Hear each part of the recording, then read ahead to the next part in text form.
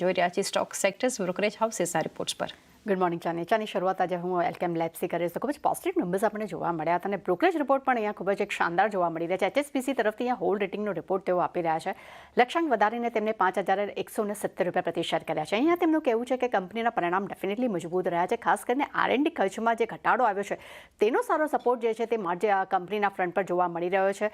સાથે તેમણે પણ કહ્યું છે કે ભારત અને US સેલ્સનું વેચાણ જે છે તે ઇનલાઇન રહ્યું છે અને ROAW સેલ્સનું વેચાણ સૌથી વધુ અહીંયા મજબૂત જોવા મળી રહ્યું છે, જેને કારણે કરીને પરિણામ ખૂબ જ પોઝિટિવ જોવા મળી રહ્યા છે અને FY26માં એપિટા માર્જિન તે લગભગ 19.5% થી 20% વચ્ચે રહેવાના તેઓ અનુમાન રાખી રહ્યા છે.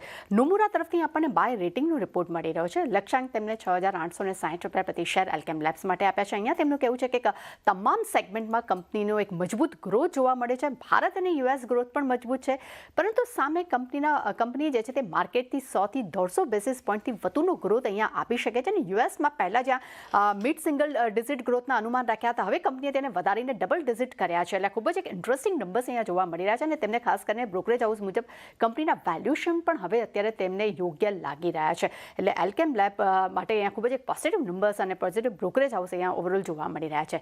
પ્રેસ્ટીજિયસ રેટ પર નજર કરશું. નોમુરા તરફથી બાય રેટિંગનો રિપોર્ટ છે. લક્ષ્યાંક વધારીને 1950 રૂપિયા પ્રતિ શેર કર્યા છે. તેમનું પણ કહેવું છે કંપનીના પરિણામ મજબૂત છે. પ્રી સેલ્સ ગાઈડન્સ માટે 18% બીટ અહીંયા કરી શકે છે. પ્રોજેક્ટ પાઇપલાઇન કંપનીની 28,000 કરોડ પર અહીંયા જોવા મળી રહી છે. એટલે ખૂબ જ પોઝિટિવ અહીંયા બ્રોકરેજ રિપોર્ટ જોવા મળી રહ્યા છે. ઇલ્કા લેબ પર નજર કરશું તો ઇલ્કા લેબ પર પણ અહીંયા નોમુરા તરફથી બાય રેટિંગનો રિપોર્ટ છે. લક્ષ્યાંક તેમને 1,590 રૂપિયા પ્રતિ શેર કર્યા છે.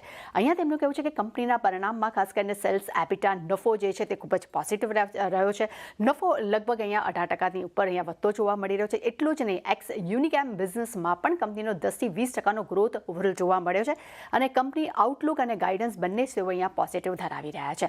ટાટા સ્ટીલ પર નજર કરશું. રિઝલ્ટમાં નોમુરા તરફથી બાય રેટિંગનો રિપોર્ટ જોવા મળ્યો છે. લક્ષ્યાંક તેમને 215 રૂપિયા પ્રતિ શેર કર્યા છે.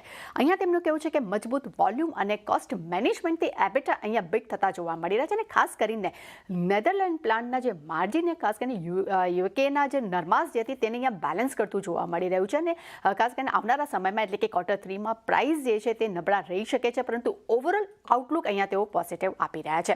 અને છેલ્લે નજર કરશું મુથુટ ફાઇનાન્સ પર. રિઝલ્ટ બાદ બે બ્રોકરેજ બંને જ પોઝિટિવ છે. CLSA તરફથી આઉટ પરફોર્મ રેટિંગનો રિપોર્ટ છે. લક્ષ્યાંક વધારીને 4 રૂપિયા પ્રતિ શેર કર્યા છે. અહીંયા તેમનું કહેવું છે કે કંપનીના NI, નફો અને PPOP દરેક અનુમાનથી મજબૂત રહ્યા છે અને ખાસ કરીને FY25-27 દરમિયાન AUM ગ્રોથ લગભગ 25%થી વધુ વધવાની તેઓ અપેક્ષા રાખી રહ્યા છે. જેફરીસ તરફથી પણ આપણને બાય રેટિંગનો રિપોર્ટ જોવા મળી રહ્યો છે.